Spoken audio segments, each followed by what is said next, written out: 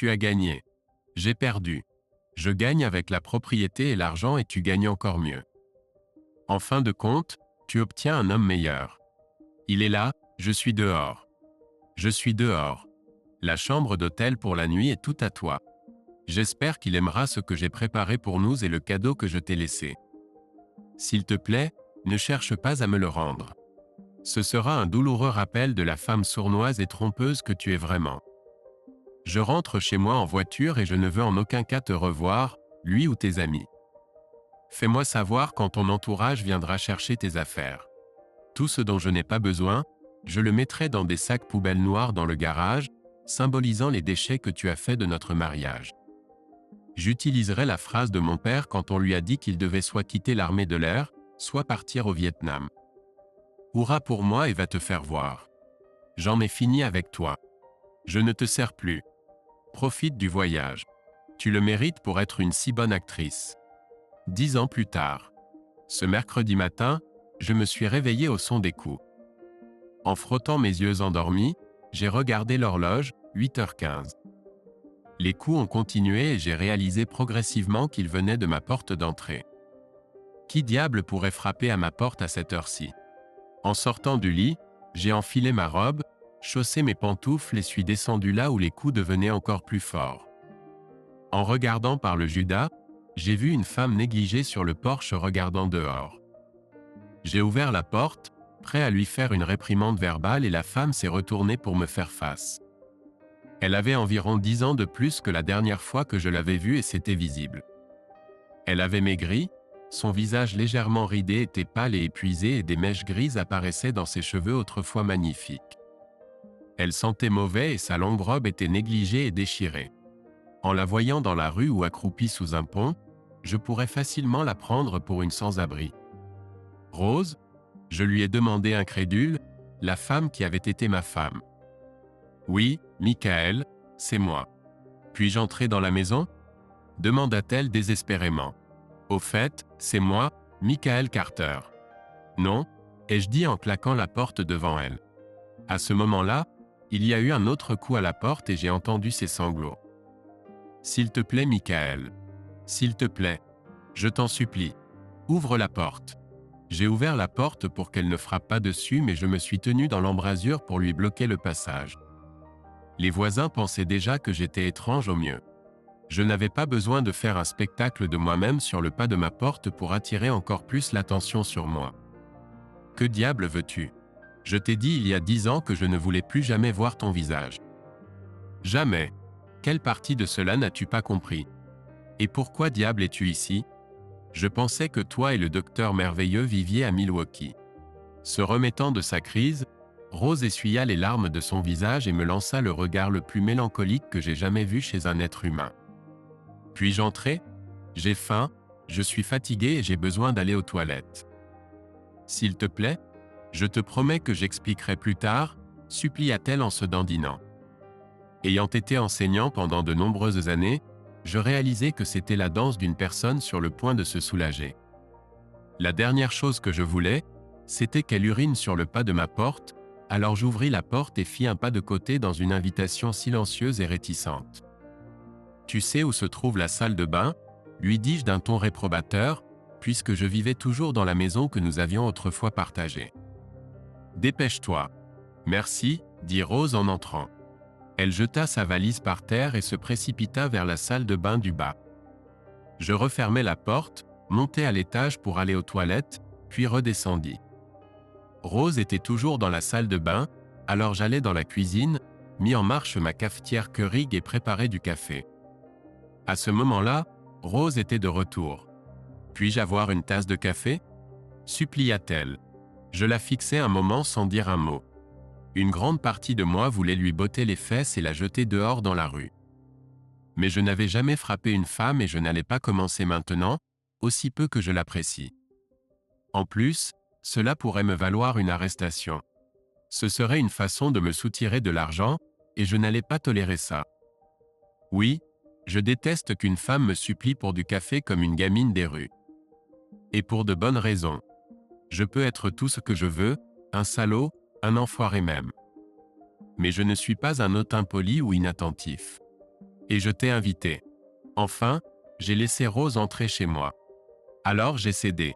Ne serait-ce que pour la voir souffrir et satisfaire une curiosité persistante à propos de sa situation. Je n'ai pas de ces trucs foufous que tu avais l'habitude de mettre dans ton café, lui dis-je. J'ai du lait et du sucre si tu veux. Noir fera l'affaire, fredonna Rose. Merci. Je posai la tasse de café noir devant elle et la vis la prendre à deux mains. Je pouvais voir ses mains trembler lorsqu'elle buvait le liquide chaud. Pourquoi es-tu ici ? Demandai-je. Je n'ai nulle part ailleurs où aller, finit-elle par dire. J'ai dépensé le reste de mon argent pour payer le taxi. Que s'est-il passé avec l'amour de ta vie ? Demandai-je sarcastiquement. Le docteur ? Bruce ? Ça n'a pas marché, balbutia-t-elle, répondant sans croiser mon regard. Oh ! Si mon sarcasme avait été plus tranchant, tu aurais pu t'en servir pour couper du carrelage. Je l'ai vu tressaillir. Non. Nous nous sommes mariés après le divorce. Les choses étaient super pendant un moment. Mais environ 5 ans plus tard, tout a changé.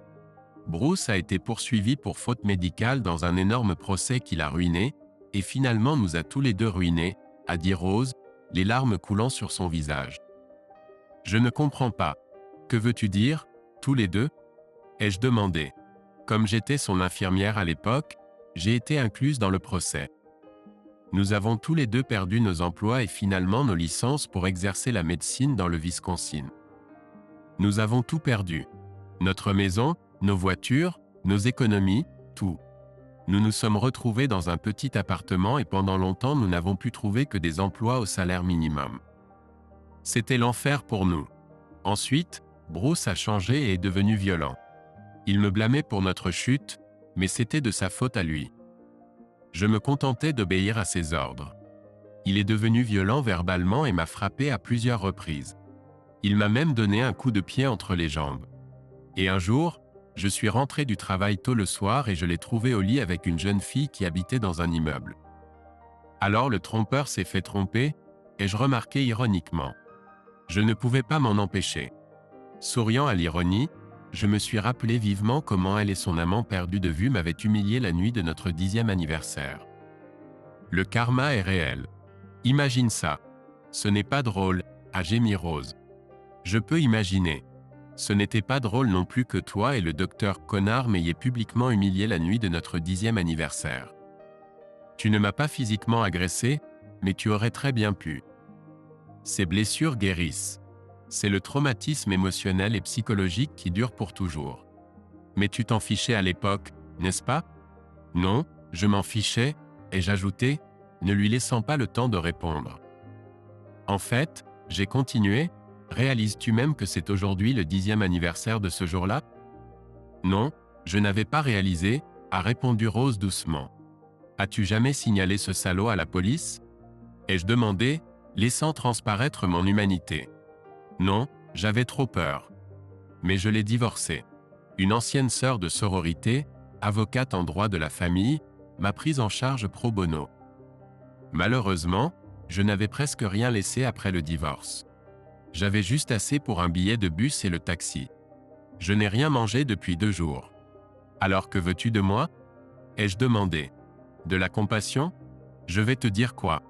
Tu peux la trouver dans le dictionnaire, quelque part entre merde et syphilis.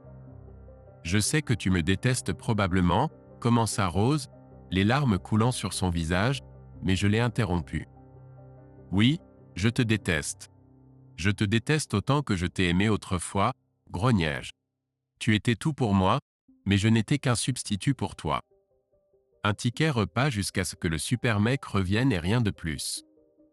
Et maintenant que ta vie s'est effondrée, tu oses revenir te traîner jusqu'à moi. Où sont tes parents et tous tes amis ? Ils m'ont tous renié, pleura Rose.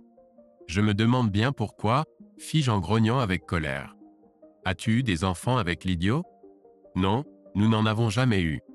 Il s'avère que Bruce est stérile. Pour une raison quelconque, il me tient aussi responsable de cela, dit-elle amèrement. Au moins l'humanité n'aura pas à s'inquiéter de vous deux polluant le pool génétique, commentai-je ironiquement. Donc quelque chose de bien est sorti de toute cette merde. Elle me fit la grimace. Que t'est-il arrivé, Michael ? Tu étais si doux, si compatissant. La colère se transforma en rage et je fermai les yeux fort. Tu veux savoir ce qui m'est arrivé? Regarde-toi dans le miroir, salope. C'est toi qui m'as fait ça. Grâce à toi, j'ai perdu ma capacité à aimer et je ne fais confiance à personne. Point. Le gentil gars finit dernier, grognai-je. Mais je pensais que tu trouverais quelqu'un d'autre et que tu passerais à autre chose, balbutia Rose, les yeux grands ouverts. Passer à autre chose? Tu te moques de moi? Après ce que tu as fait? Tu ne m'as jamais laissé savoir que je n'étais rien de plus qu'un plan B pour toi. Je pensais que nous avions une relation solide, mais tu m'as menti. 13 putains d'années. 10 en tant que mari et femme. Crois-tu vraiment que je peux faire confiance à quelqu'un après ce que tu m'as fait?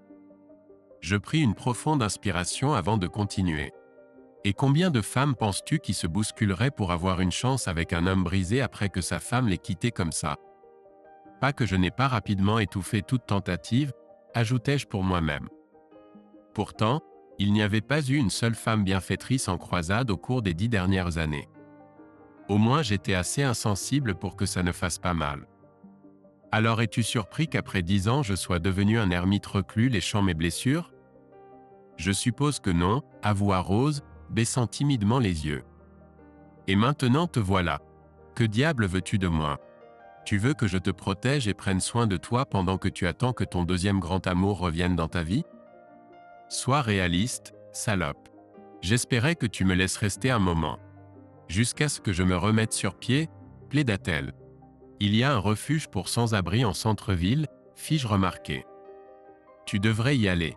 C'est pour ça que je paye des impôts, pour garder des gens comme toi hors des rues. Je suis allé là-bas, mais ils étaient complets, avoua Rose. Je suis allé au IOWCA et même dans cette grande église du centre-ville, mais il n'y avait pas de place disponible. S'il te plaît, Michael, je t'en prie. Je ferai tout ce que tu veux. Je cuisinerai, je nettoierai, et je te servirai. Je voulais lui répondre avec véhémence à ce dernier commentaire, mais j'ai serré les dents. Elle a visiblement tressailli sous mon regard. Comment peux-tu penser que j'aurais envie de te toucher? Pour moi, tu es infecté. Déchet toxique ambulant, ai-je sifflé entre mes dents serrées. Et puis j'ai compris. Tu as essayé de te prostituer? Elle s'est inclinée timidement, des larmes éclaboussant la table pendant qu'elle hochait la tête. Comment je suis? Personne ne s'intéresse à moi. Je l'ai regardée attentivement, puis j'ai dit, comme les puissants sont tombés bas. Alors peut-être que je devrais juste partir. Peut-être que je devrais juste m'effondrer et mourir dans un caniveau quelque part, sanglota Rose. De toute façon, personne ne me veut. Je l'ai regardée sangloter à la table de la cuisine comme un ballon mourant perdant ses dernières gouttes d'hélium.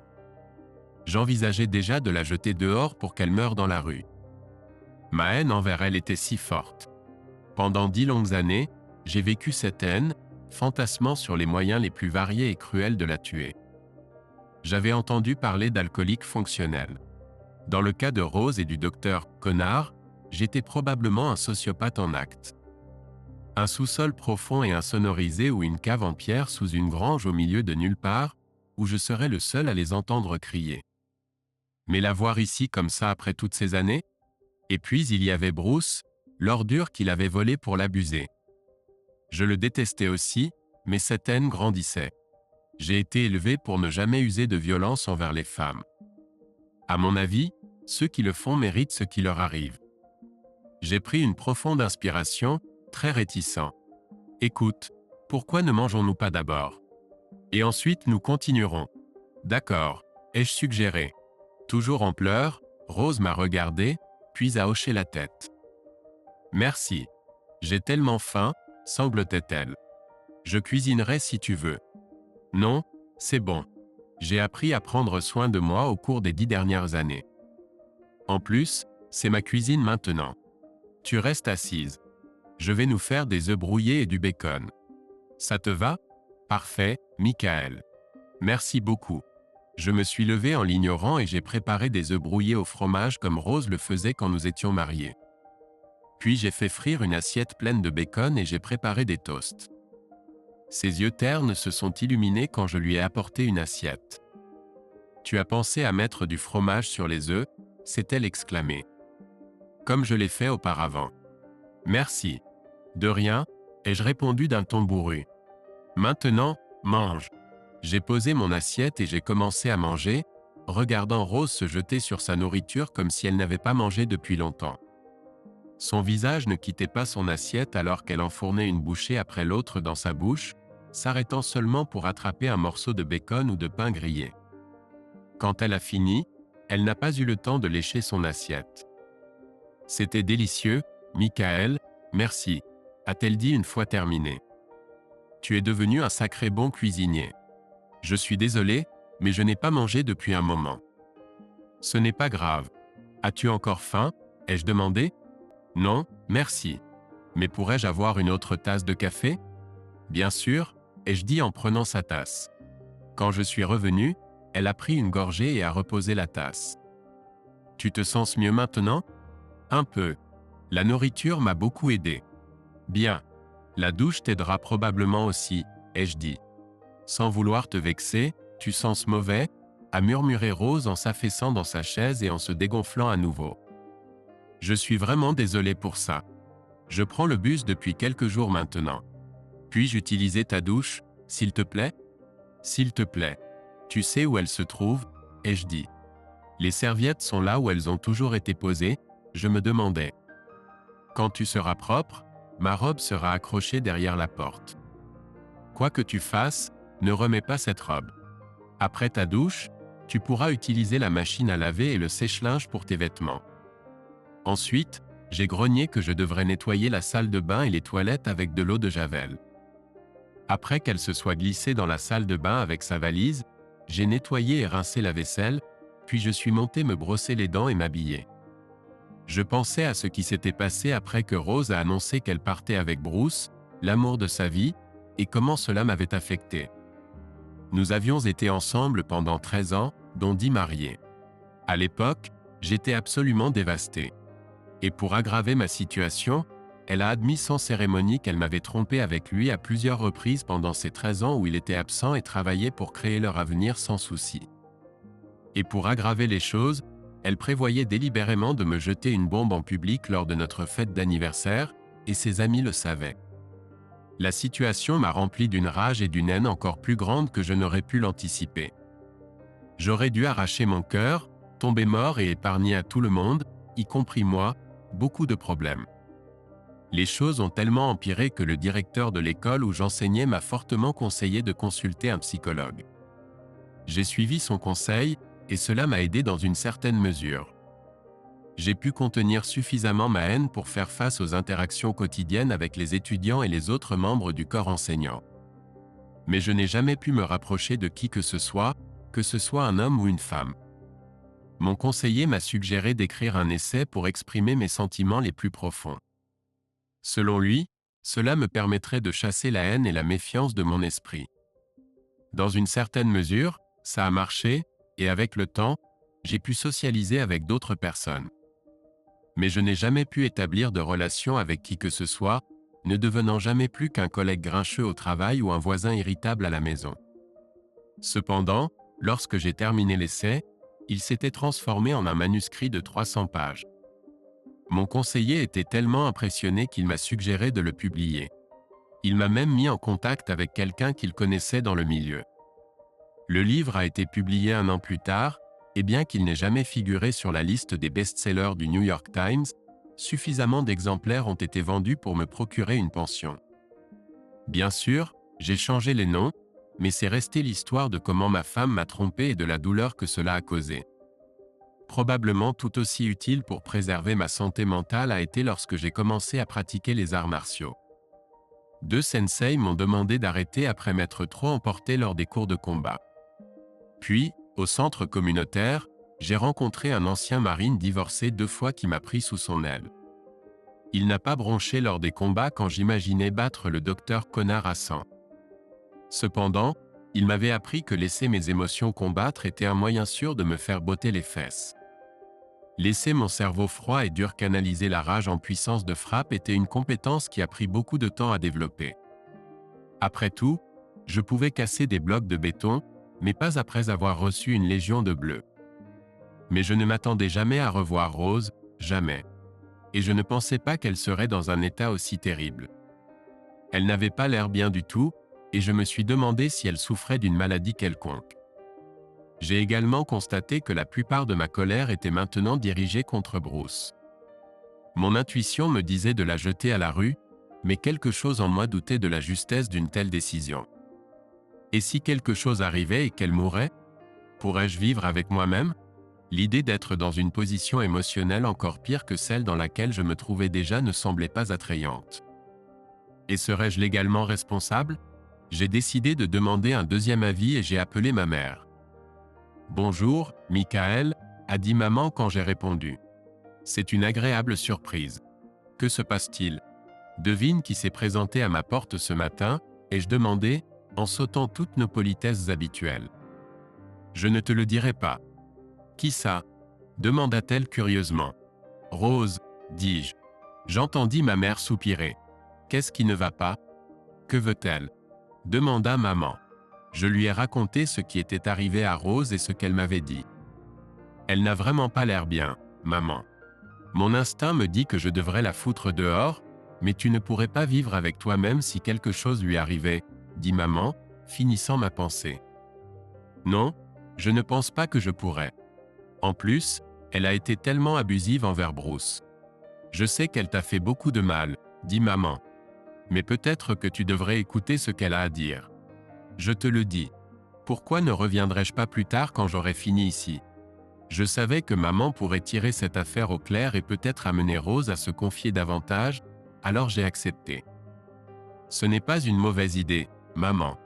J'aurais bien besoin de tes conseils avisés. Laisse-moi un peu de temps et je viendrai. Merci, maman. Je l'apprécie, dis-je. Nous avons terminé notre conversation et j'ai fini mes affaires. J'ai enfilé un t-shirt et un jean, mes vêtements d'été habituels, et je suis descendu.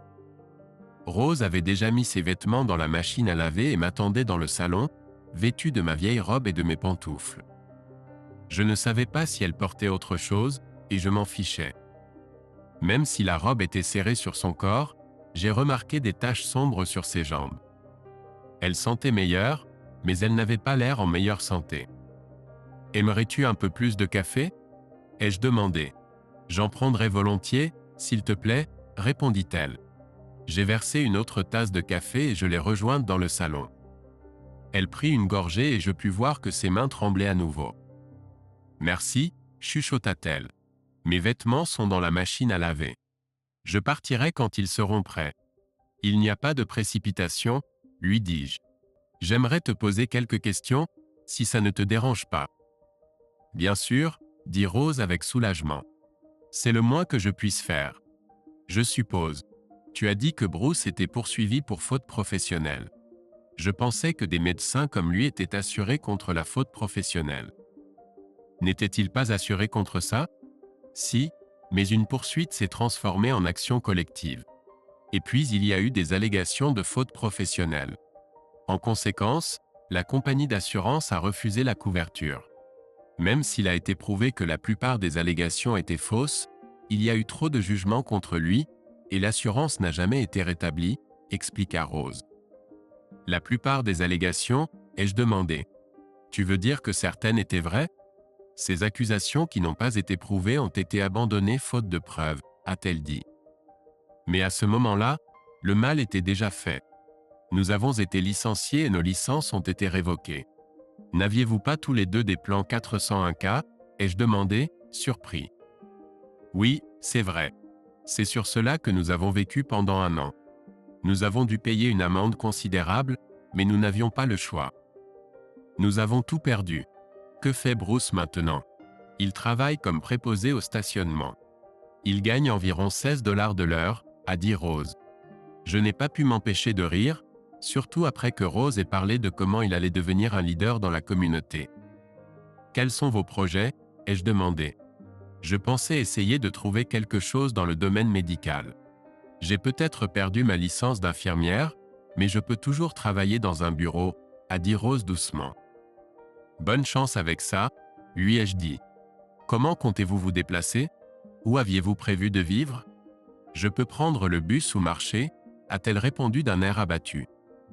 Je trouverai un endroit où vivre. Tout cela coûte de l'argent. Je pensais que tu n'en avais pas. C'est vrai. Alors tu pensais que j'allais te laisser rester ici et te soutenir jusqu'à ce que tu te remettes sur pied. C'est bien ça, ai-je demandé. Je savais que c'était un risque, mais j'ai décidé de demander, oui, a admis Rose.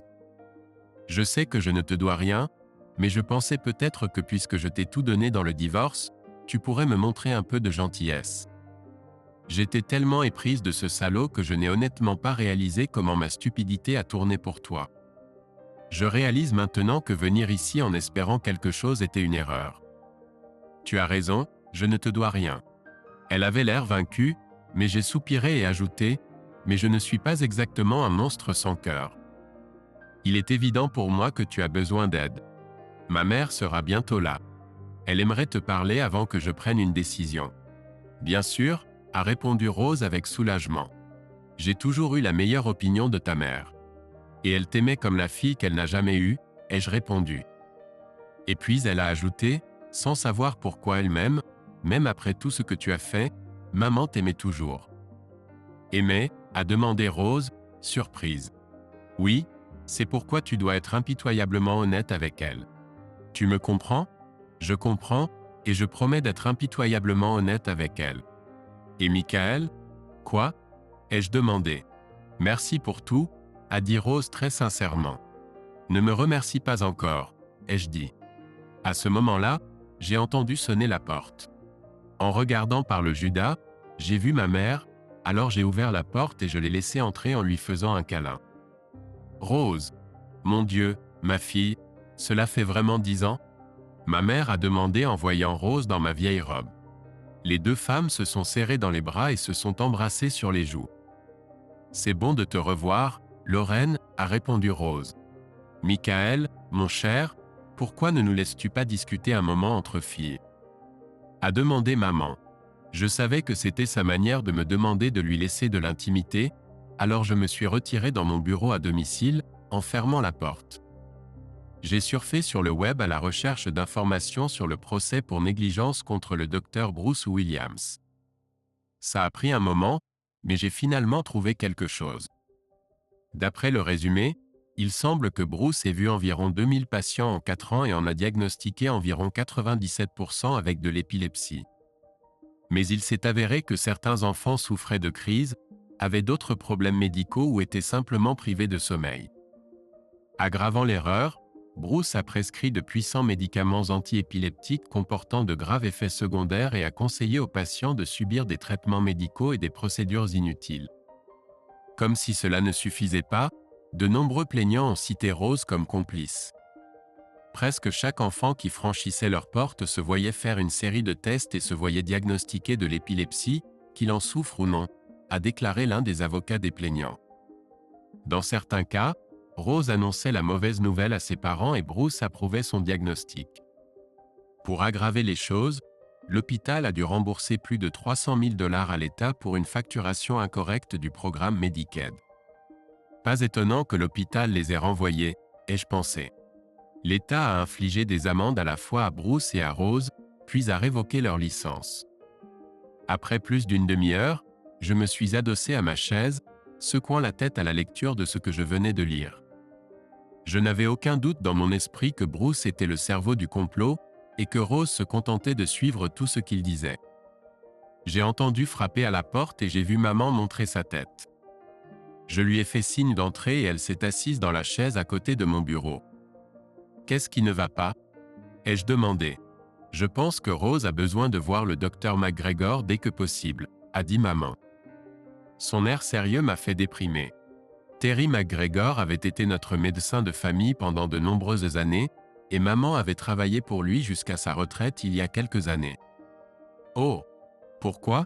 Je ne peux pas poser de diagnostic, mais j'ai vu pas mal de femmes avec un cancer. Je parierais qu'elle a un cancer et qu'elle doit être vue par un médecin dès que possible, a dit maman. Mais elle n'en avait pas fini. Je sais que Rose a brûlé les ponts avec toi et je comprends cela, a dit maman. Crois-moi, je le comprends. Mais si elle a des problèmes de santé, nous devons faire tout ce que nous pouvons pour elle. C'est la bonne chose à faire. Elle m'a offert un petit sourire maternel tordu. Je ne t'ai jamais dit que être chrétien était facile, n'est-ce pas? En plus, Michael James Carter, ton père et moi ne t'avons pas élevé pour être un trou du cul insensible, n'est-ce pas? Je me suis renfrogné, lui ai offert un petit sourire tordu de bébé et ai secoué la tête. Alors, elle a continué, j'ai pris la peine d'appeler le docteur McGregor. Il a accepté de la rencontrer aujourd'hui et fera tous les tests préliminaires pour moi. S'ils trouvent quelque chose, ils la référeront à un spécialiste et l'aideront avec ses formulaires Medicaid. Elle va se changer maintenant et je vais l'emmener. Tu ne peux pas te le permettre, maman, ai-je dit. Tiens, laisse-moi te donner de l'argent. J'ai sorti des billets de $200 et les lui ai tendus. Merci, Michael. Tu es un bon fils. Merci. Je voulais être clair que je ne fais pas ça pour elle. Je le fais à cause de la façon dont tu m'as élevé. Et cela ne signifie pas que je lui pardonne ou que je la reprends, ai-je ajouté avec détermination. Je comprends, a répondu maman doucement. Un silence gênant s'ensuivit. Est-ce qu'elle t'a dit que ce salaud de Bruce l'avait battu? Ai-je finalement demandé. Oui, elle l'a fait. Son expression complètement neutre et son ton complètement calme m'ont surpris. J'ai hoché la tête brièvement en signe d'approbation. Ce salaud devrait payer pour ça, ai-je pensé. Un autre silence gênant s'ensuivit. Appelle-moi si tu entends quelque chose, ai-je dit. Je le ferai, m'a assuré maman en m'embrassant le front avant de quitter le bureau. Je suis sorti et j'ai vu Rose dans une autre robe. C'était propre, mais tout aussi usée que celle qu'elle portait plus tôt. Merci pour le petit déjeuner, dit-elle humblement. De rien, ai-je répondu raide. J'ai tenu la porte ouverte pendant qu'ils quittaient la maison, puis je l'ai refermée et verrouillée en les voyant partir. J'ai pris une autre tasse de café et je me suis dirigé vers mon bureau où j'ai recherché les lois sur la violence conjugale de Bruce et du Wisconsin. Ce que j'ai trouvé ne m'a pas soulagé. Un site web disait que bien que l'État prenne les allégations de violence au sérieux, de nombreux cas ne peuvent être poursuivis que dans les 3 ans suivant leur survenance. Je n'avais aucune idée du temps écoulé depuis l'attaque de Bruce contre Rose. Mais mon instinct me disait qu'il y avait probablement peu de choses que les autorités pourraient faire. J'étais plus que cynique. Il n'y avait pas grand-chose qu'il pourrait lui enlever. Et s'il le mettait en prison, l'État devrait payer pour son traitement et ses 3 repas par jour dans un système surpeuplé. Au mieux, des travaux d'intérêt général. Si l'État ne le punit pas pour moi, je devrais peut-être le faire moi-même. Mais comment faire? Frustré, j'ai éteint l'ordinateur, enfilé des vêtements de sport, et suis descendu en bas pour me punir sur mon nouveau vélo d'appartement dernier cri. J'ai programmé le coach pour qu'il me fasse traverser des terrains montagneux accidentés. Je me suis concentré sur le paysage affiché sur l'écran large. Rose n'était pas la seule à avoir changé au cours des 10 dernières années. Lorsque nous nous sommes mariés, j'étais mince mais pas en forme. Aujourd'hui, non seulement j'étais mince mais aussi en forme et j'aimais m'entraîner au moins 3 fois par semaine, en donnant le meilleur de moi-même. Après mon entraînement, je me suis douché et habillé, ce qui a fait des merveilles pour mon humeur générale, puis j'ai pris un léger déjeuner en regardant les informations. Il était déjà 3 heures de l'après-midi lorsque j'ai enfin entendu le message de ma mère. Je commençais à me demander ce qui vous était arrivé, et je dis en répondant au téléphone. Nous venons juste de finir avec le docteur McGregor, répondit ma mère, visiblement fatiguée. Au ton de sa voix, je soupçonnais que Rose était hors de portée de Louis. Qu'as-tu entendu? Demandai-je. Il est très inquiet pour Rose. Les résultats ne sont pas bons. Il pense qu'elle pourrait avoir un cancer du col de l'utérus, mais il veut un deuxième avis d'un oncologue. Un oncologue, m'exclamai-je, imaginant mentalement des signes de dollars. Elle a rempli des formulaires pour Medicaid et une aide d'urgence de l'État, dit ma mère. Elle a rendez-vous au centre de cancérologie vendredi. Le docteur McGregor a déjà pris ce rendez-vous. Il a également dit qu'elle mange très mal et pense qu'elle a été maltraitée physiquement. Nous savons qu'elle a été maltraitée, dis-je. Et elle m'a dit qu'elle n'avait pas mangé depuis des jours. Il semble penser que c'est bien pire que ça, dit ma mère en soupirant. Ce n'est pas seulement la quantité de nourriture. Il s'agit du fait qu'elle ne reçoit pas tous les vitamines, minéraux et nutriments dont elle a besoin pour rester en bonne santé. Je pouvais voir qu'elle était inquiète. Écoute, Michael, il se fait tard. Je vais l'emmener manger quelque chose et ensuite passer à Walmart pour acheter quelque chose. Nous passerons prendre sa valise. Si ça ne te dérange pas, je pense qu'elle devrait rester chez moi. Nous avons beaucoup à nous dire et je pense qu'elle sera plus à l'aise en parlant à une femme. Je pense que ce serait le mieux. Ai-je rapidement accepté, soulagé d'avoir ce problème hors de mes épaules. Je serai là. Merci de m'avoir prévenu. Je t'appellerai quand nous serons en route, dit ma mère. Je t'aime, mon fils. Moi aussi, maman, ai-je répondu avant de raccrocher. Elle a rappelé environ 3 heures plus tard pour me dire qu'ils étaient en route. J'ai tenu la porte ouverte lorsqu'ils sont entrés dans la maison. Maman a indiqué le bureau et nous y sommes entrés pendant que Rose rassemblait ses affaires.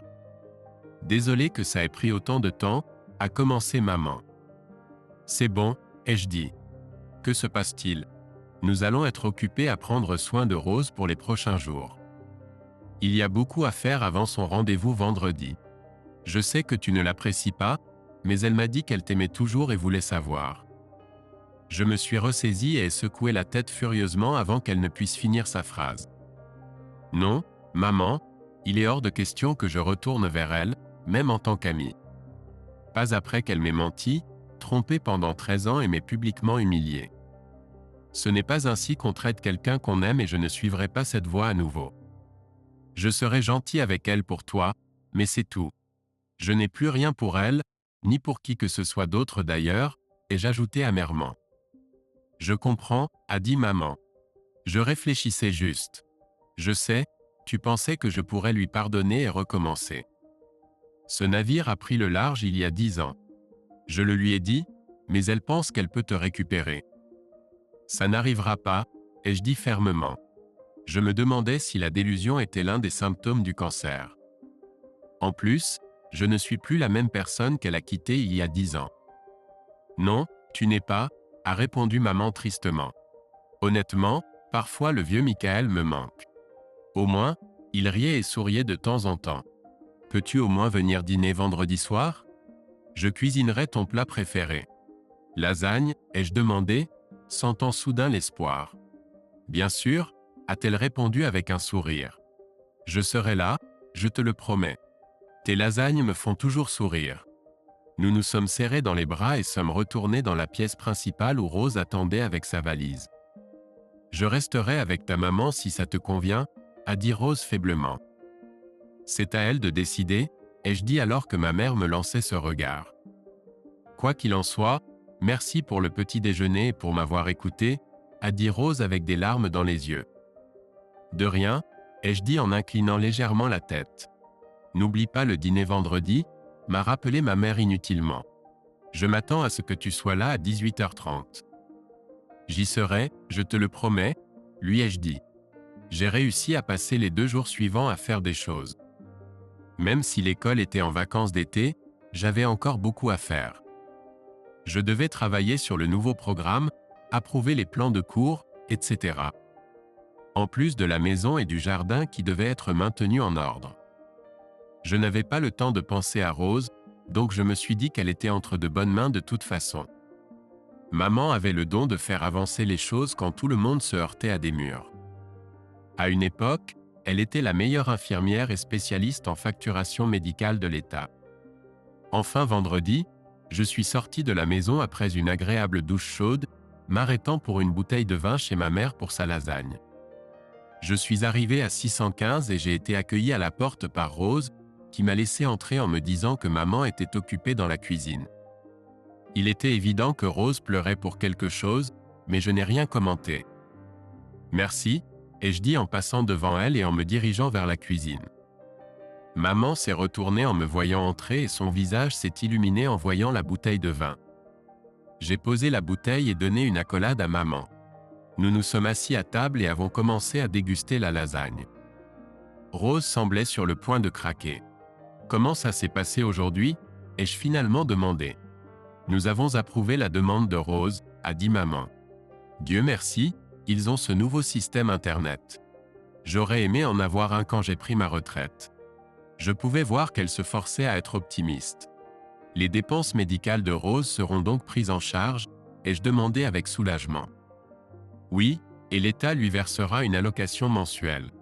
Ce n'est pas grand-chose, mais elle n'aura pas besoin de beaucoup de toute façon puisqu'elle vivra ici, a dit maman. Ils vont aussi récupérer la pension alimentaire des Bruzo. S'ils peuvent le trouver et lui soutirer de l'argent, ai-je remarqué sombrement en moi-même. C'est bien, ai-je répondu à voix haute.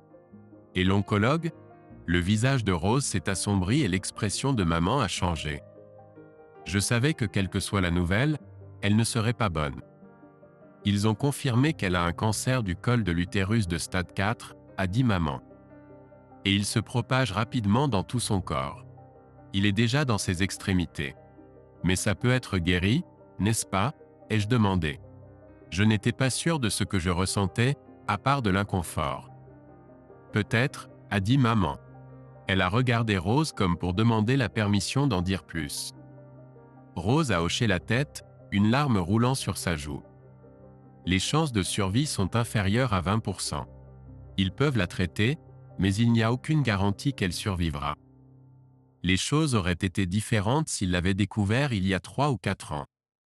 3 ou 4 ans? Elle l'a depuis tout ce temps, ai-je demandé, perplexe. Le médecin a dit qu'il pense que je l'ai depuis environ 4 ans, a répondu Rose d'un air abattu. Si on l'avait diagnostiqué, mes chances de survie seraient de plus de 90%. À l'heure actuelle, elles sont d'environ 19%. C'est nul, Bruce, tu remarques quelque chose d'étrange, ai-je demandé. Je me suis forcé à ne pas dire « connard », car je ne jure généralement pas devant ma mère si je peux l'éviter. Non, il n'a jamais rien dit. Les choses étaient vraiment mauvaises à l'époque, a expliqué Rose. J'ai remarqué quelques changements, mais j'ai pensé que c'était à cause du stress que nous subissions à l'époque. Je ne voulais pas que Bruce ait quoi que ce soit à craindre. Quel genre de changement? Ai-je demandé.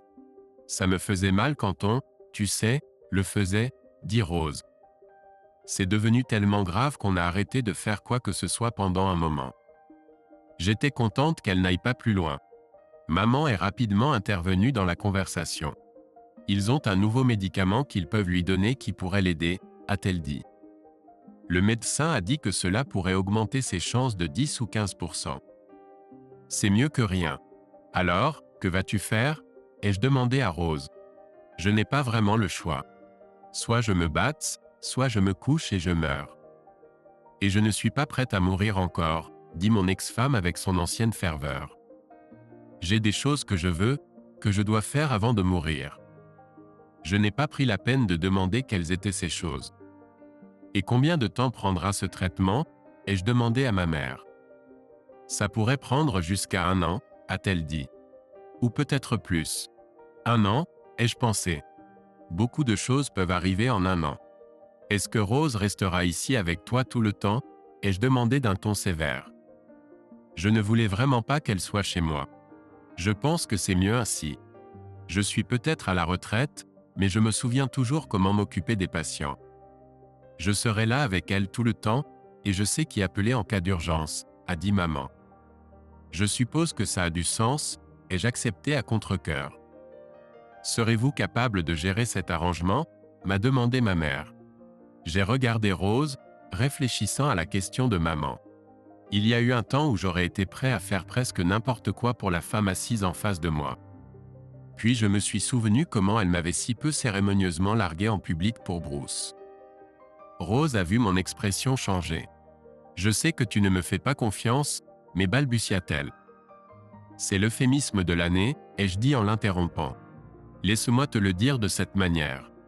Si tu fais du mal à ma mère de quelque manière que ce soit ou que tu causes des ennuis, je te jure devant Dieu que je te jetterai personnellement dehors, cancer ou pas. Est-ce que tu comprends? Oui, je comprends, a dit Rose doucement, et des larmes lui sont montées aux yeux. Elle a baissé les yeux, regardant les larmes couler sur son visage. Je ne pense pas que nous ayons besoin d'aller jusque-là, fils, a dit maman. Laisse-moi ranger la vaisselle et préparer le dessert. Je vais t'aider, ai-je offert, mais maman m'a chassé. Ce ne sera pas nécessaire, fils, a-t-elle répondu ironiquement. Puis elle a soupiré. D'ailleurs, Je pense que vous avez besoin de passer un peu de temps seul maintenant. Rose m'a regardé à nouveau alors que maman s'éloignait. Elle s'est essuyé le visage avant de parler. J'ai commencé à lire ton livre l'autre jour, dit-elle. C'est un bon livre, d'ailleurs. Étais-je vraiment si horrible avec toi? J'ai une vidéocassette de cette soirée sous différents angles, ai-je répondu. Tu ne le savais pas, mais j'avais engagé un vidéaste pour enregistrer la fête afin de pouvoir la montrer à nos enfants un jour. Il a capturé tout l'incident. Certains des autres invités ont tout filmé avec leur téléphone et m'ont donné leur vidéo après. Mon Dieu, gémit Rose, abasourdie. J'ai regardé ces vidéos maintes fois pour saisir chaque geste et chaque mot prononcé cette nuit-là. Tout est dans le livre. J'ai toujours ces vidéos. Tu veux les voir? Ai-je demandé. Mon ton était léger, mais je suis sûr que mon expression faciale aurait pu faire moisir un pain. Non, ce ne sera pas nécessaire, dit Rose. Pas étonnant que tu me détestes au plus profond de toi maintenant. Après avoir lu ça, je ne m'aime même pas beaucoup. Je n'ai jamais pensé, c'est vrai, tu n'as pas pensé. Pire, tu t'en fichais, crachai-je. Chaque fois que je ferme les yeux, je te vois, toi et Bruce, m'humilier en public, piétinant mon cœur comme un cafard qu'il faut écraser. Pendant des années, j'ai fantasmé sur 1 million de façons de vous tuer tous les deux, et chaque façon a été plus brutale et sanglante que la précédente. Rose a commencé à sangloter à cette révélation, me regardant avec horreur. Mais je n'en avais pas fini. Tout est dans le livre. J'ai commencé à détester tout le monde après que ta famille et tes amis m'ont pourri la vie. Ils ont tous dit que je devrais juste passer à autre chose et être heureux pour toi. Et j'ai dit que ça m'importait peu. Bien sûr, c'était facile pour eux de dire ça. Après tout, ce n'étaient pas eux qui avaient poignardé dans le dos et poussé la personne qu'ils aimaient plus que tout au monde dans les escaliers jusqu'à la fosse septique. J'en suis venu à détester tout le monde autour de moi. Mon directeur, Monsieur Smith, m'a envoyé chez un psychologue. Et c'est une bonne chose qu'il l'ait fait. J'étais sur le point de faire quelque chose d'idiot. Elle m'a conseillé d'écrire mes sentiments, ce que j'ai fait. Le résultat, c'est ce livre. Yolanda t'a aussi conseillé de commencer à faire de l'exercice, tu te souviens? Demanda maman en revenant avec la tarte aux pommes. Elle écoutait probablement aux portes et pensait que l'intimité devenait excessive. Est-ce pour ça que tu as l'air si bien maintenant? Demanda Rose, essuyant rapidement ses larmes avec une serviette et se dépêchant de changer de sujet. Je ne t'ai jamais vu dans cette forme auparavant. Merci. Oui, j'ai changé. J'ai commencé les arts martiaux et je me suis inscrit dans un centre de fitness. Ça m'a beaucoup aidé. Mais tu es toujours en colère, remarqua Rose, même après tout ce temps. C'est bien mieux maintenant qu'avant, crois-moi, assura sa mère. Il y a 2 ans, tu n'aurais même pas franchi la porte. Du moins pas sur tes pieds, peut-être sur la tête. Je suis désolé, Michael. Vraiment. Je savais que ça ferait mal, mais je ne pensais pas que ça te détruirait comme ça. C'est pour ça que je t'ai tout donné dans le divorce. Je pensais que ça t'aiderait à avancer. Quand tu n'as pas réagi, je pensais que ça irait, dit Rose. Pour te dire la vérité, mon avocat a été choqué en lisant ta demande. Il m'a dit de signer rapidement avant que tu changes d'avis, avouai-je. As-tu fréquenté quelqu'un depuis? Demanda Rose avec hésitation. Pas vraiment, répondis-je sèchement. Quelques aventures d'un soir alcoolisé, mais c'est tout. Je ne me souviens même pas de leur nom. Du coin de l'œil, je vis les sourcils de ma mère monter jusqu'au plafond et une expression de dégoût traverser son visage. Elle se mordit la langue pour ne pas me dire ce qu'elle pensait. Je savais que je le saurais plus tard, mais à ce moment-là, je m'en fichais.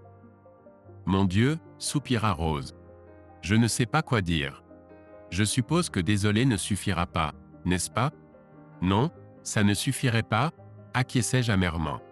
Nous avons mangé la tarte en silence, mais je pouvais voir la peine sur le visage de Rose et je ne voulais pas regarder celui de ma mère. Après avoir fini, nous nous sommes dit au revoir et maman m'a accompagné jusqu'à la porte. Je me suis assuré que Rose ne pouvait pas entendre ce que j'allais dire. « Es-tu sûre de faire le bon choix, maman ?» demandai-je. « Et sa famille? Ne peuvent-ils pas l'aider ?» J'ai appelé ses parents. Ils ont déménagé dans une maison de retraite en Floride et ont refusé de lui parler. J'ai eu la même réponse de sa sœur. Vont-ils faire quelque chose pour l'aider ? Demandai-je. Non, rien, dit maman doucement. Elle n'a personne, Michael, rien. Quelle famille vraiment foutue, dis-je en secouant la tête. Puis je l'ai regardé. Même quand je suis devenu un vieux ronchon aigri, tu ne m'as pas abandonné. Tu étais là pour moi quand j'avais besoin d'être relevé. Toi et papa avaient toujours dit que la famille prend soin de la famille. Pas de discussion là-dessus, répondit maman les larmes aux yeux. Quelles sont les chances de Rose ? Vraiment ? Demandai-je sérieusement. Maman regarda Rose avant de répondre. Honnêtement, je ne sais pas, Michael. Ils ont fait pas mal de progrès depuis que j'ai pris ma retraite. Et bien que j'ai été infirmière, j'ai passé les dernières années dans la comptabilité et l'administration. Pourtant, j'ai vu des gens en meilleure forme qu'elle mourir, et j'ai vu des gens en pire forme survivre. Il n'y a aucun moyen de savoir. Nous devrons juste attendre et voir. Elle me regarda, ni pleine d'espoir ni en colère. Une grande partie de cela vient du désir de vivre, d'avoir quelque chose pour quoi vivre. J'ai ignoré cela. Je suis inquiet pour toi, maman. Et si elle fait quelque chose dans ton dos ? Je sais que tu ne lui fais pas confiance, et je comprends. Merci de t'en inquiéter, mais je ne pense pas que ce soit justifié. Elle n'a littéralement rien ni personne en ce moment. Et les gens qui n'ont rien à perdre, ai-je dit. Sois prudente. Si tu as besoin de quelque chose, fais-le-moi savoir. Je le ferai, promis maman. Mais je ne pense pas que tu aies quelque chose à craindre. J'espère que non, dis-je. En tout cas, merci pour le dîner. Je te tiendrai au courant. Je t'aime. Moi aussi, mon fils, répondit-elle en m'embrassant sur la joue. Et s'il te plaît, je sais que tu la détestes en ce moment, et je comprends. Mais elle est au bout du rouleau. Essaye de garder tes émotions sous contrôle. Ne coupe pas le peu de corde qui lui reste pour s'accrocher, pour son propre bien. J'essaierai, maman, soupirai-je lourdement, consumé par la douleur universelle et sourde. C'est tout ce que je demande, et je promets de ne pas jouer les entremetteuses. Merci, répondis-je, et lui souris avant de m'éloigner. Les 2 mois suivants ont passé rapidement. J'ai entrepris des projets que je voulais réaliser autour de la maison lorsque je ne me préparais pas pour la nouvelle classe qui arrivait à l'école. Les cours étaient prévus pour la fin août, et je m'étais promis au moins une semaine de congé avant la classe. Le vendredi, je dînais chez ma mère. J'ai vu les effets de la chimiothérapie de Rose, qui la rendait plus faible et plus malade. Je pensais que le traitement était censé améliorer l'état du patient, mais apparemment ce n'est pas toujours le cas pour le cancer. À la mi-août, elle avait perdu tous ses cheveux et portait un élégant bonnet de chimio en bambou. Mes sentiments pour elle n'ont pas changé, mais j'ai appris à être poli avec elle, ce qui semblait la réconforter. C'était plus pour la tranquillité d'esprit de maman que pour autre chose. Rose a également commencé à se faire prélever de l'argent sur le salaire de Bruce. Ce n'était pas grand-chose, mais c'était mieux que rien. Rose a ouvert un compte chèque à la banque locale, et maman s'est assurée que l'argent y soit versé. Rose a insisté pour que maman garde une partie de l'argent pour compenser le coût de la nourriture et de l'électricité. Finalement, maman a accepté et a gardé 10% qu'elle a mis dans une petite boîte. J'ai pensé que cet argent servirait à couvrir les frais funéraires si et quand cela arriverait. Le vendredi précédant la rentrée scolaire, je me suis rendu chez ma mère comme d'habitude et j'ai vu une vieille Toyota en piteux état garée devant sa maison. J'ai vu les plaques d'immatriculation du Wisconsin, et j'ai été soudainement envahi par un sentiment terrible. Je me suis garé dans l'allée et suis entré dans la maison comme d'habitude. Maman était assise sur le canapé et Rose était allongée dans un fauteuil couvert d'une couverture. J'ai entendu un bruit venant de la cuisine, puis j'ai vu le téléphone portable de maman dans sa main et j'ai espéré qu'elle avait appelé le 911. Ils avaient tous les deux l'air effrayés, et j'ai réalisé pourquoi quand Bruce est entré de la cuisine avec une canette de soda et un sandwich à moitié mangé. La partie de mon esprit que j'avais appris à garder sous contrôle a souri comme un lévrier avec un grognement qui venait du fond de mes entrailles. Il mesurait toujours plus de 6 pieds, mais sa présence autrefois imposante avait disparu. Il avait l'air négligé. Ses cheveux étaient en bataille et son visage était couvert de 2 jours de barbe naissante. Il était toujours en forme, mais plus autant qu'il ne l'était il y a 10 ans. Au lieu d'un costume cher, il portait un jean sale et une chemise en dénime tout aussi sale avec le col déboutonné. Eh bien, si ce n'est pas l'enseignant trou du cul, a reniflé Bruce avec hauteur. Ma haine pour cet homme avait atteint un point critique. Je n'avais jamais été dans une vraie bagarre de toute ma vie, mais j'avais beaucoup appris des arts martiaux. Une des premières choses que j'avais apprises était d'éviter de se battre si possible. Même si vous gagnez, les conséquences peuvent vous hanter toute votre vie. Que veux-tu, Bruce ? Ai-je demandé froidement. Je veux l'argent que cette salope m'a volé, grogna-t-il. Volé ? J'étais sous l'impression que le tribunal avait ordonné de fournir un pourcentage de vos revenus nets pour la pension alimentaire, dis-je. Mon ton était calme, mais mes yeux étaient probablement des yeux de serpent. La différence est la même. Ils ont pris mon argent et je vais être expulsé parce que je ne peux pas payer mon loyer, cracha Bruce, grâce à elle. Tu avais assez d'argent pour venir en voiture depuis Milwaukee, ai-je argumenté. Tu aurais pu l'utiliser pour payer le loyer. Ne me raconte pas de conneries, petit professeur. Peut-être que je devrais juste te botter le cul comme j'aurais dû le faire il y a 10 ans. Cette salope était la seule raison pour laquelle je ne l'ai pas fait. Elle a insisté pour que je te traite avec respect pour t'être occupé d'elle il y a toutes ces années. Pourquoi ne pars-tu pas tout simplement et nous oublierons que cela s'est jamais produit, ai-je dit, en levant lentement les mains, espérant arrêter une confrontation potentiellement mortelle. Cela m'a également préparé à une demi-douzaine de blocages et à quelques contre-attaques habiles, mais il ne s'en est probablement pas rendu compte. Rose est malade. Elle a le cancer et elle a besoin de toute l'aide possible. Le cancer, hein ? Est-ce son dernier mensonge ? Demanda Bruce. Il mit de côté son coca et son sandwich, puis il se pencha en arrière. Quand il ramena sa main, il tenait un revolver. Je me suis juste retrouvé à avoir le remède pour ça, ajouta-t-il en pointant l'arme dans la direction de Rose. Ne fais pas ça, Bruce, supplia maman en montrant où elle avait posé son téléphone sur la table d'appoint. L'opérateur du 911 écoutait probablement toute la conversation. S'il te plaît, j'ai déjà appelé la police et ils arrivent. Michael a raison. Pars maintenant et on n'en parlera plus. J'ai commencé à bouger pour me mettre entre Bruce et Rose, mais il m'a vu et a rapidement pointé l'arme sur moi. Je pouvais voir la désespoir dans ses yeux lorsqu'il parlait. Je me suis forcé à reculer mentalement. Je n'étais pas arrivé jusque-là et n'avais pas survécu aussi longtemps pour être abattu au hasard par un flic. Reste où tu es, prof. Ne bouge pas d'un seul muscle, siffla Bruce alors que ses mains commençaient à trembler. À ce moment-là, nous avons vu des lumières rouges et bleues clignoter à travers les fenêtres du salon et entendu une voix sur le système de haut-parleurs. Monsieur Williams, c'est la police. La maison est encerclée. Nous savons que vous avez une arme. Posez votre arme et sortez les mains en l'air, ordonna l'officier. Tu ferais mieux de faire ce qu'ils disent, dis-je à un Bruce aux yeux écarquillés. Comment savent-ils que j'ai un pistolet ? Demanda Bruce. Je leur ai dit. Je l'ai vu caché dans le dos de ton pantalon, dit maman. Et Michael a raison. Tu ferais mieux de faire ce qu'ils disent.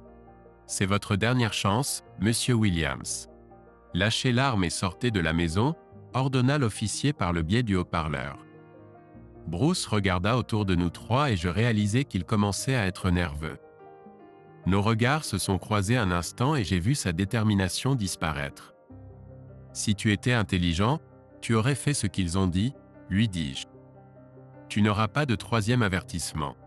J'ai entendu la porte arrière s'ouvrir et soudain, 2 officiers sont apparus dans la pièce, leurs pistolets prêts, pointés sur Bruce. Lâchez vos armes, ordonna l'un des officiers. Bruce se retourna et ses yeux s'élargirent lorsqu'il réalisa que 2 pistolets semi-automatiques étaient pointés sur lui. Stupidement, il leva son arme, mais les officiers tirèrent en premier. À travers les bourdonnements dans mes oreilles, j'entendis Rose crier et fut horrifiée par ce que je vis.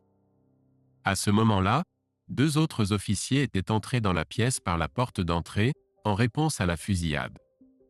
Ma mère se jeta sur Rose et serra le précieux anti-macassar qu'elle avait hérité de sa grand-mère. Je n'avais jamais été dans une situation comme celle-ci et je restais figé, ne sachant que faire. Un des officiers vit Rose et appela une ambulance par radio. Un autre examina ma mère et s'occupa d'elle, en appliquant une pression sur la plaie tandis que les 2 premiers agents s'agenouillaient à côté de Bruce. J'ai vu l'un de secouer la tête et j'ai réalisé que Bruce était mort. Je tremblais. Une partie de moi voulait crier « Le salaud est mort !» Et l'autre partie de moi ressentait que tout s'était passé trop vite. Maman vacillait en arrière et je l'ai attrapée. Elle s'accrochait à moi et tremblait encore plus que moi.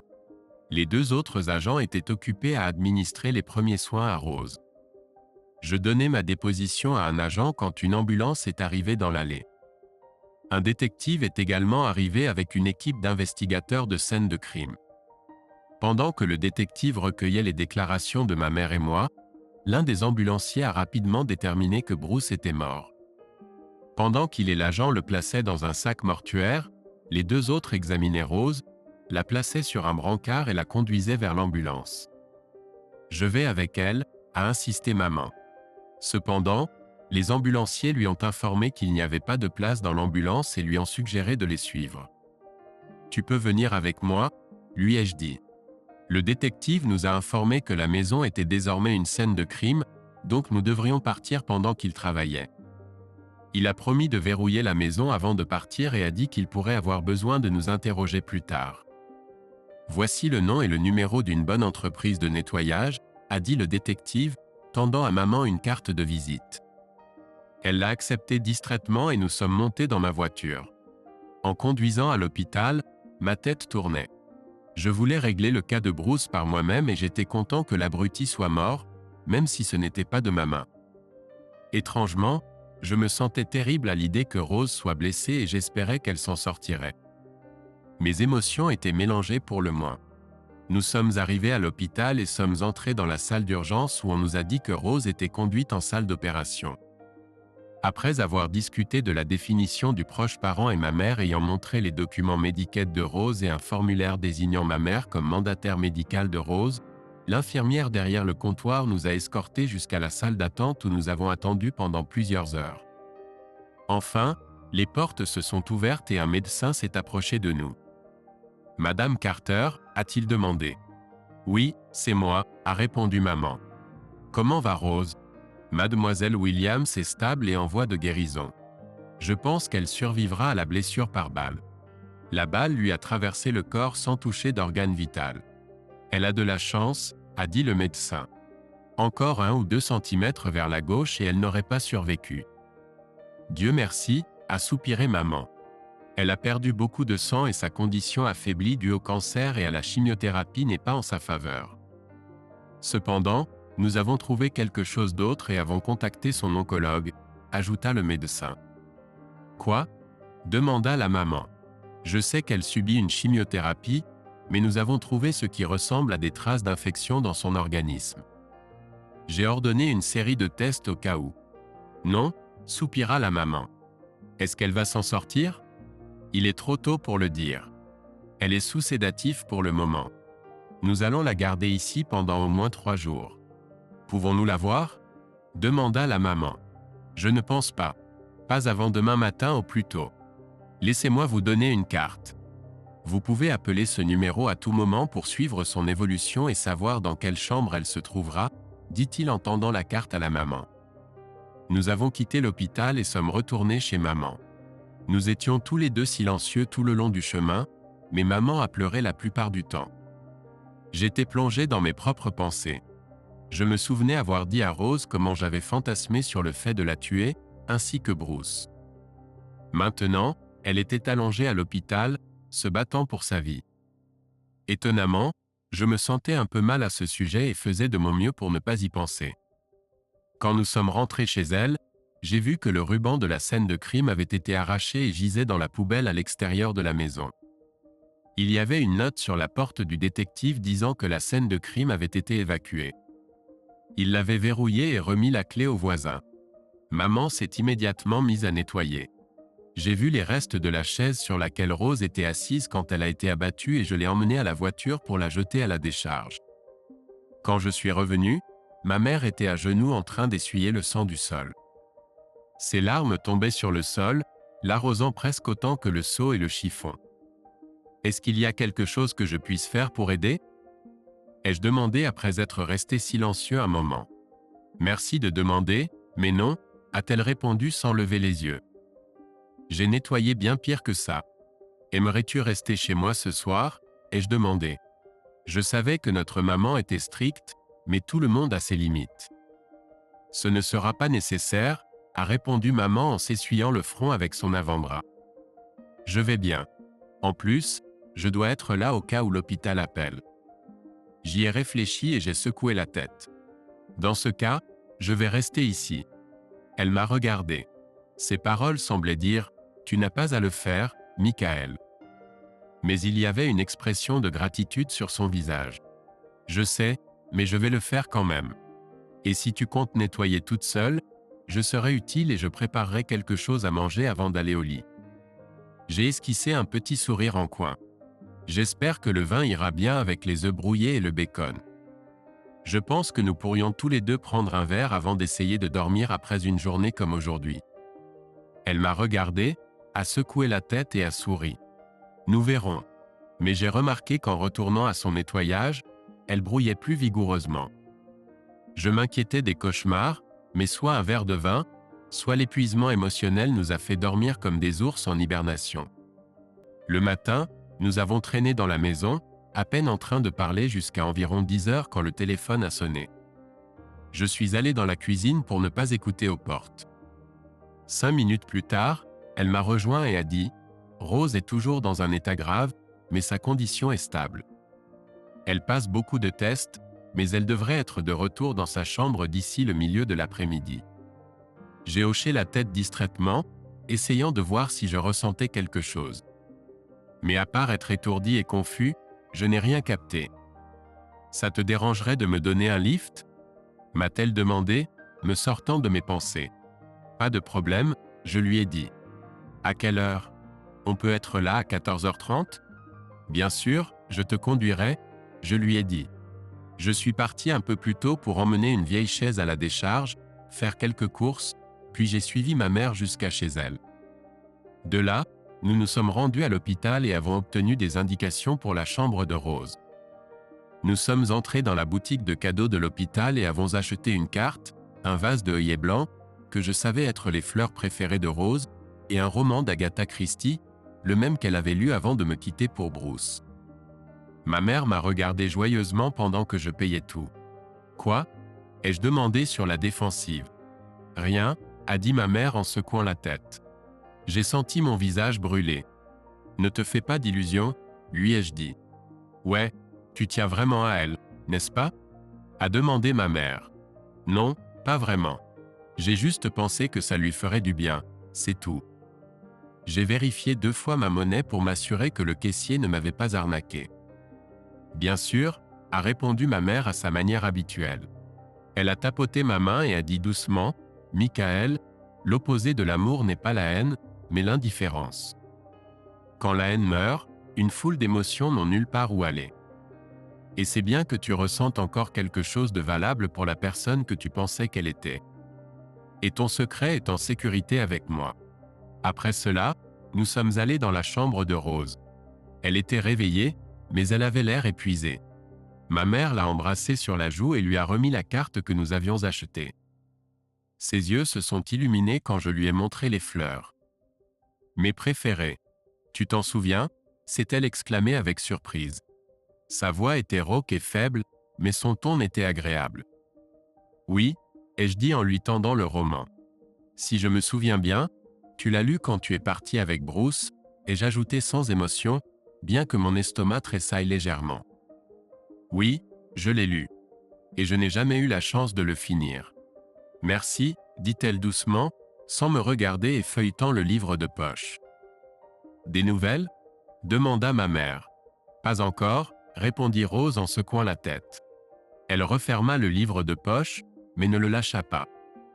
De plus, elle s'y blottit comme un ours en peluche. Ils ont dit que je n'entendrais probablement rien avant au moins un jour. « C'est bien, » acquiesça maman. Puis l'infirmière ajouta « Comment te sens-tu » ?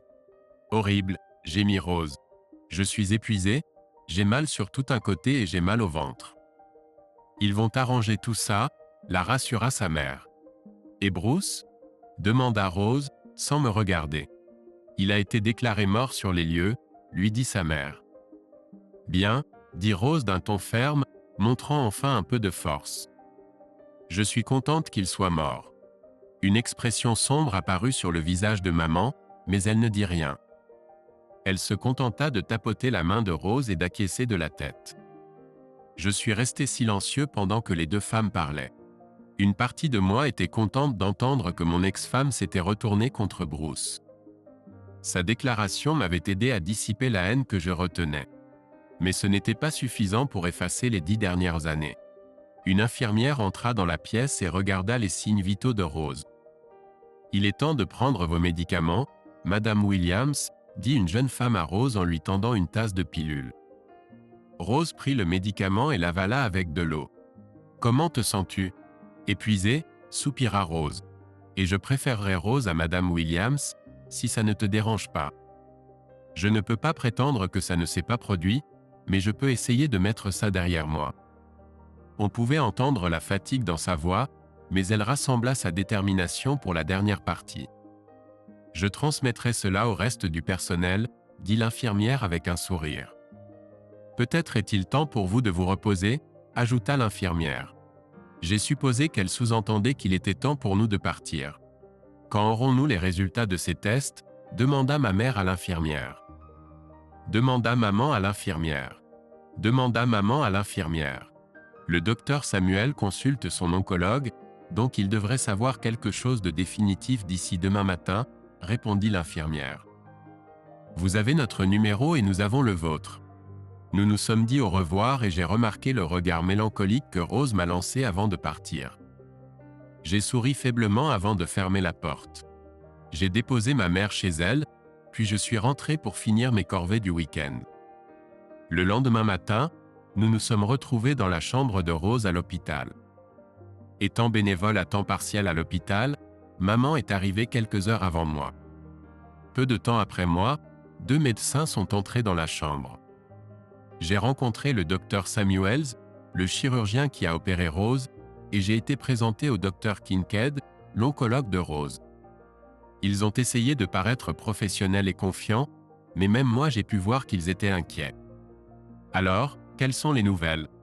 Ai-je demandé, espérant de bonnes nouvelles malgré leurs expressions faciales. Le docteur Kincaid a répondu en premier. Mademoiselle Williams souffre d'une combinaison de péritonite et de diverticulite, ce qui explique certains des symptômes dont vous nous avez parlé par le passé, Madame Carter. Le docteur Samuels a pris la parole. Nos examens ont révélé plusieurs énormes poches d'infection dans l'abdomen de Rose. De plus, nous pensons que sa vésicule biliaire est perforée et devra être retirée. Comment cela a-t-il pu arriver ? Ai-je demandé, sentant maman serrer ma main plus fort. Il y a probablement plusieurs raisons, mais nous pensons qu'elle avait une condition sous-jacente qui a été exacerbée par le cancer et les médicaments utilisés en chimiothérapie, a répondu le docteur Kincaid. Alors, que se passe-t-il maintenant ? A demandé maman doucement. Elle aura éventuellement besoin d'une intervention chirurgicale pour éliminer toute l'infection et réparer les dommages. Mais nous aimerions que son corps récupère un peu plus de la chirurgie qu'elle vient de subir. Nous allons donc la laisser ici sous antibiotiques pendant les 2 prochaines semaines et voir si l'infection diminue. Bien sûr, la chimiothérapie sera suspendue pendant ce temps, a expliqué le docteur Samuels. Quelles sont ses chances ? Ai-je demandé, essayant de garder un ton égal. Les médecins se sont regardés avant de répondre. Je n'aimais pas les expressions sur leur visage. Je ne vais pas tourner autour du pot, a déclaré le docteur Samuels. Sans chirurgie, elle n'a aucune chance. Son corps est très délicatement équilibré en ce moment. Lui donner les doses d'antibiotiques les plus élevées possibles perturbera probablement son métabolisme et la affaiblira davantage, voire même de manière fatale. Autant que nous puissions dire, la dose qu'elle reçoit actuellement a arrêté la propagation de l'infection et la repousse progressivement. Mais même si elle se rétablit complètement, les antibiotiques ne répareront pas les dommages. Il n'y a pas de perforation ouverte de la paroi intestinale, sinon nous ferions une chirurgie d'urgence à haut risque en ce moment. Mais elle était probablement sur le point de perforer quand nous l'avons attrapée, et la paroi intestinale est probablement perforée en un ou plusieurs endroits. La chirurgie exploratoire pour essayer de voir ce que les machines ne peuvent pas montrer est presque aussi risquée maintenant. Manipuler les boucles de l'intestin peut littéralement déchirer les zones affaiblies et causer ce que nous essayons d'éviter. Nous devons nettoyer les intestins des infections autant que possible et réparer tout dommage lorsqu'elle sera assez forte pour supporter la chirurgie. Ensuite, elle doit devenir encore plus forte. Je ne dirais pas qu'elle a besoin d'un corps sain, mais elle doit être suffisamment en forme avant que nous essayions de lutter à nouveau contre le cancer. La malnutrition dont elle a souffert pendant des mois a affaibli dangereusement tout son corps. Elle ne survivra pas à la chimiothérapie à moins d'éliminer les infections et de remettre en marche ses autres systèmes corporels. La péritonite à elle seule est mortelle, et combinée au cancer, il haussa les épaules. La chirurgie elle-même est risquée, ajouta le docteur Kincaid. Très risquée. Nous estimons qu'avec le niveau d'infection dans son abdomen et les dommages à ses organes internes, ses chances de survie se situent entre 30 et 40%. Donc je n'ai aucune chance sans chirurgie ou moins avec elle.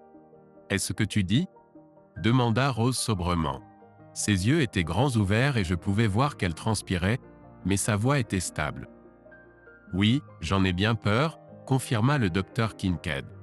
Cependant, une fois que tu te seras remise de la chirurgie, tu devrais pouvoir subir la chimiothérapie sans problème. Alors je suppose que nous n'avons pas d'autre choix que de faire la chirurgie, dit Rose faiblement, en s'affaissant sur le lit. Très bien, nous prendrons toutes les dispositions nécessaires, dit le docteur Samuel. Ils quittèrent la pièce et Rose éclata en sanglots. Sa mère la berça et la réconforta. Ne t'inquiète pas, Rose.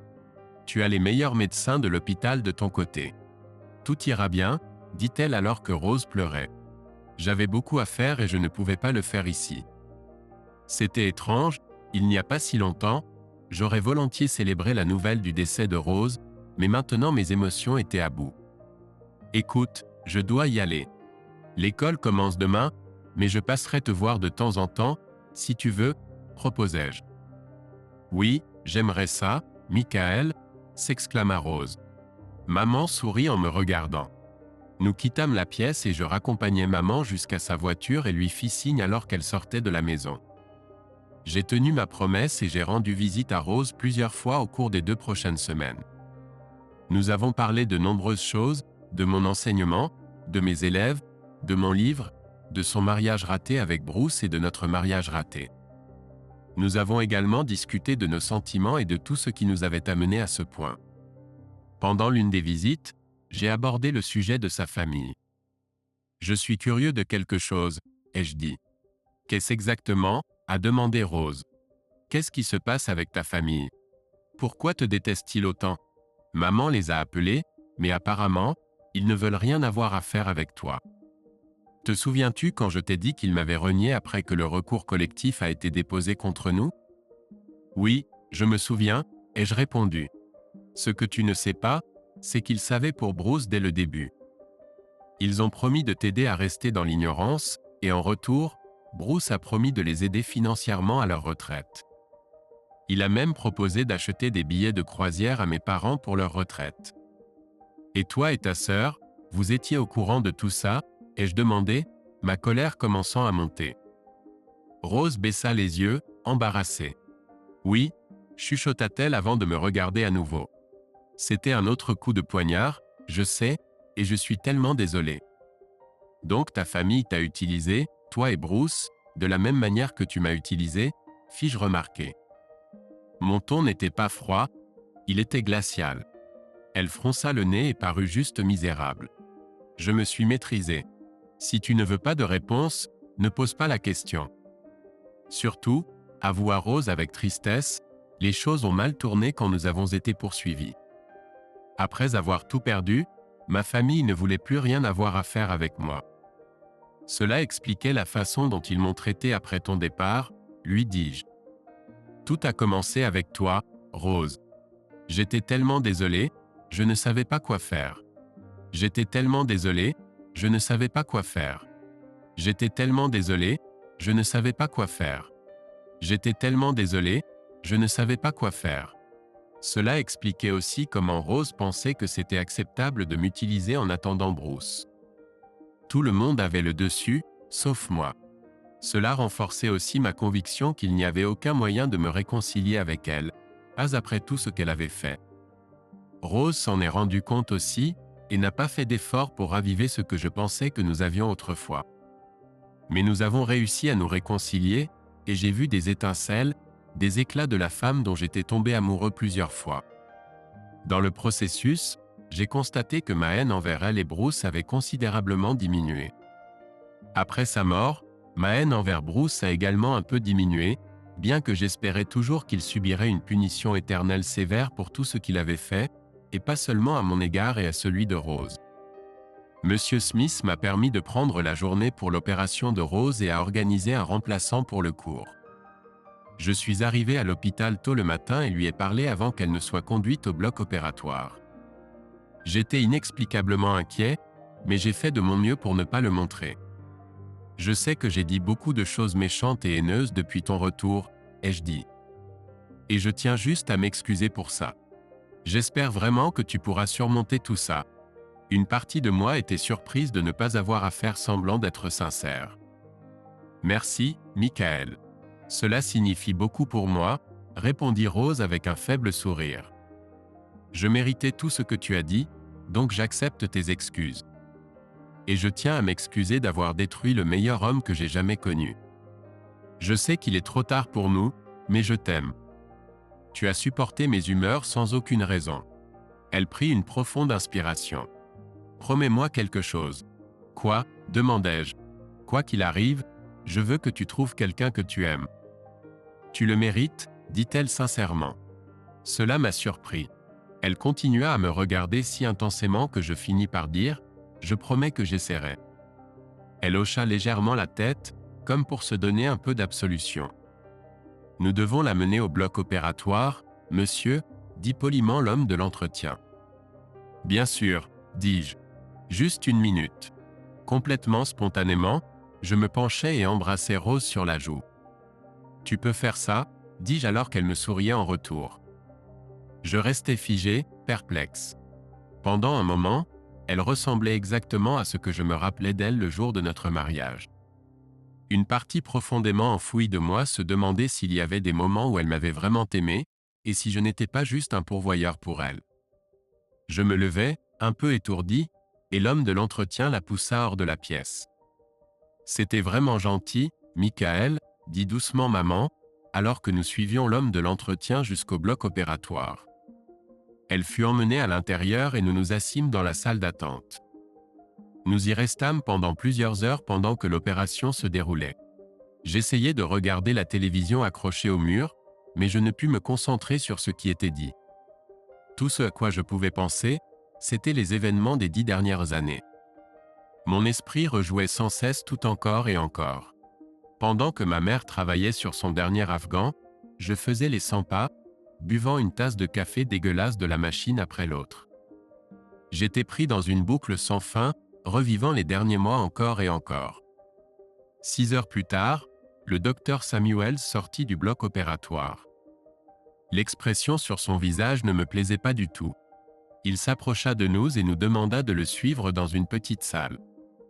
Après avoir refermé la porte derrière nous, il s'assit à une petite table en face de nous, se frotta les yeux et soupira lourdement. J'ai cru qu'il allait fondre en larmes. Maman me serra la main si fort que mes doigts me faisaient mal, et je savais ce qu'il allait dire avant même qu'il ne le dise. Je suis tellement désolé, Madame Carter, Monsieur Carter. Nous avons fait tout ce que nous pouvions pour Rose. Il y avait juste trop d'infections et de dommages à ses organes internes, a-t-il dit tristement. Son corps s'est simplement arrêté. Elle avait signé une DNR et un formulaire donnant son corps à la recherche sur le cancer si elle ne survivait pas. Son cœur s'est arrêté, et nous avons tout fait éthiquement, mais nous n'avons jamais pu le relancer. Encore une fois, je suis désolé pour votre perte. Maman s'est immédiatement mise à pleurer, et j'ai senti une larme sur le point de jaillir de mes yeux, mais j'ai refusé de la verser. J'ai serré ma mère dans mes bras pendant qu'elle sanglotait et j'ai fait un signe de tête au médecin. Merci pour tout ce que vous avez fait, lui ai-je dit. Nous nous sommes serrés la main et j'ai vu une larme couler de son œil. Quand maman s'est calmée, nous sommes retournés dans la chambre de Rose dans un état presque hypnotique. Nous n'avons rien dit en rangeant nos affaires. Il n'y avait pas besoin de dire quoi que ce soit. J'ai trouvé une petite enveloppe portant l'inscription « Michael » en écriture de Rose dans le tiroir de sa table de chevet. J'ai ouvert l'enveloppe et sorti une feuille pliée. Rose avait écrit une note au cas où elle ne survivrait pas à l'opération. Michael, commençait la lettre. Tu ne verras ceci que si je ne survis pas. Merci d'avoir été là pour moi ces 2 derniers mois, surtout ces 2 dernières semaines. Tu ne me dois rien, mais toi et ta mère avez été là pour moi quand tout le monde m'a abandonné. Je sais que ce que je t'ai fait il y a 10 ans est impardonnable, et je suis terriblement désolé de t'avoir blessé. Je veux que tu saches que même après tout ce temps, une grande partie de moi t'aime toujours, et je suis désolé pour ce que mon attirance pour Bruce m'a fait endurer. Je sais que tu ne ressentiras jamais la même chose pour moi, et je te comprends. Je ne peux qu'espérer qu'à travers ma mort, tu trouveras enfin la paix. Amour, Rose, terminait la note. J'ai commencé à trembler en regardant les mots sur le papier. J'ai vu les gouttes d'eau frapper la note et j'ai réalisé que je pleurais. J'ai senti la main de ma mère sur mon épaule. Qu'est-ce qui ne va pas, mon fils ? A-t-elle demandé. C'était comme si un barrage avait éclaté en moi, et j'ai pleuré des larmes chaudes et amères en montrant la note à ma mère. C'était la première fois que je pleurais depuis la mort de papa il y a 6 ans.